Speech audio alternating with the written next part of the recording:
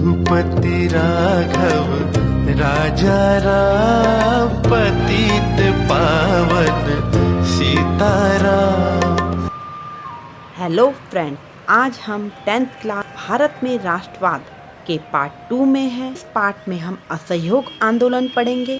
गांधी जी ने अपनी प्रसिद्ध पुस्तक हिंद स्वराज में बताया कि असहयोग मतलब हमें अंग्रेजों का सहयोग नहीं करना है। उन्होंने कहा कि भारत में ब्रिटिश शासन इसीलिए अभी तक टिका हुआ है क्योंकि हम भारतीय उनका सहयोग कर रहे हैं। अगर अंग्रेजों का सहयोग ना तो 1 वर्ष के भीतर ही भारत से ब्रिटिश शासन खत्म हो जाएगा। असहयोग आंदोलन 1920 से 22 में गांधी जी के नेतृत्व में चलाए जाने वाला प्रथम बड़ा जन आंदोलन था। शहरी क्षेत्र में मध्यम वर्ग तथा ग्रामीण क्षेत्र में किसानों और आदिवासियों ने इसे व्यापक समर्थन दिया। इसका प्रस्ताव कांग्रेस के नागपुर अधिवेशन में दिसंबर 1920 में पारित हो गया था। इस आंदोलन में विभिन्न सामाजिक समूहों ने हिस्सा लिया, लेकिन हर एक की अपनी अपनी इच्छाएं आकांक्षाएं थी। जितने भी सामाजिक समूह थे सभी के लिए स्वराज का अर्थ अलग अलग था।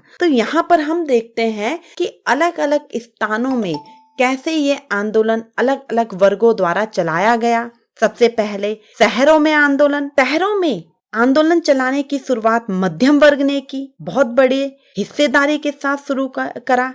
इसमें भी विद्यार्थियों ने स्कूल कॉलेज छोड़ दिए, शिक्षकों ने भी स्कूल से इस्तीफा दे दिया, वकीलों ने वकालत छोड़ दी। ज्यादातर प्रांतों ने परिषद चुनाव का बहिष्कार किया। मद्रास में गैर ब्राह्मणों द्वारा बनाई जस्टिस पार्टी का मानना था कि काउंसिल में प्रवेश के जरिए ही उन्हें ब्राह्मणों को मिलने वाले अधिकार मिल सकेंगे, इसीलिए उन्होंने परिषदीय चुनाव का बहिष्कार नहीं किया। शराब की दुकानों की पिकेटिंग की गई। पिकेटिंग का मतलब है कि प्रदर्शन या विरोध का ये एक ऐसा रूप है जिसमें दुकानों के अंदर जाने वाले रास्ते को रोक दिया जाता है। तो इस तरह से शराब की दुकानों में जाने वाले रास्ते को रोक दिया गया। और व्यापार के क्षेत्र में देखिए क्या हुआ, विदेशी कपड़े की होली जलाई गई, विदेशी सामानों का बहिष्कार किया गया। इससे घरेलू व्यापारियों को भी फायदा मिला। 1921 से 22 के बीच विदेशी कपड़ों का आयात आधा रह गया, जिससे घरेलू उद्योग धंधे पनपे। भारतीय कपड़ा मिल और हथकरघों का उत्पादन भी बढ़ने लगा। परंतु हम देखते हैं कि कुछ समय बाद शहर में यह आंदोलन धीमा पड़ गया, क्योंकि जो भारत में बनाया जाने वाला कपड़ा था वह विदेश में बनाए जाने वाले कपड़े से कंपटीशन में टिक नहीं पाया, प्रतिस्पर्धा में टिक नहीं पाया, क्योंकि जो विदेश से बनाया हुआ कपड़ा आता था वह सस्ता होता था, जबकि भारत में बना हुआ खादी महंगा होता था, जिसका उपयोग गरीब वर्ग नहीं कर पा रहा था। इस तरह से धीरे धीरे आंदोलन धीमा पड़ा। विद्यार्थी भी स्कूल जाने लग गए, अध्यापक भी स्कूल जाने लग गए। फिर ग्रामीण इलाकों में हम विद्रोह को देखते हैं कैसे हुआ।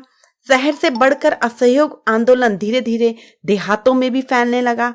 अवध में सन्यासी बाबा रामचंद्र ने किसानों का नेतृत्व किया। ग्रामीणों का आंदोलन जमींदार और तालुकदारों के खिलाफ था, क्योंकि वे किसानों से भारी भरकम कर ले रहे थे, बेगारी ले रहे थे। किसान परेशान थे। किसान मांग कर रहे थे कि लगान कम करो और बेगार को खत्म करो। किसानों के लिए स्वराज का मतलब था जमींदारों का बहिष्कार, जमींदारों की समाप्ति। कई स्थानों में जमींदारों का सामाजिक बहिष्कार किया गया, जैसे उन्हें नाई, धोबी ये सारी सेवाएं देना बंद कर दिया गया। हुक्का पानी बंद करना जिसे कहते हैं। इसी समय जवाहरलाल नेहरू, बाबा रामचंद्र तथा अन्य लोगों ने अवध किसान सभा का गठन किया। इस तरह से हम देखते हैं कि गांव में आंदोलन कैसे चला। आदिवासियों ने महात्मा गांधी के संदेश और स्वराज के विचार का कुछ और ही अर्थ निकाला और आंदोलन करने लगे।